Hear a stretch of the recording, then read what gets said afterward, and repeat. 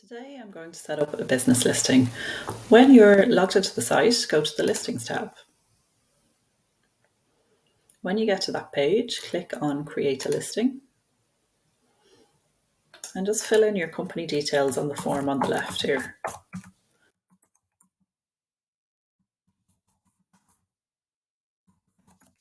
And hit Create Listing. Your listing is now set, but you can add a profile picture and a cover image. And once they're uploaded, you just need to save the listing. It'll just take a couple of seconds to come through. And there it is. So hit save.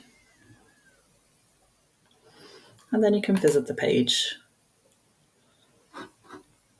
When you're on the page here, you can click on each of these links to add in more details, or you can go to settings where everything is in one place. So you can fill in a longer description about your company if you want, some about information so people can contact you. You can decide which tabs and buttons you want to display at the top of your listing, so you can toggle them on or off. You can fill in your social networks so people can follow you elsewhere. If you want people to be able to contact you on the listing, you can switch on the contact form and just click Save. So now you can see there's a message button where people can contact you. That's how easy it is to set up a business listing. So why don't you do yours today?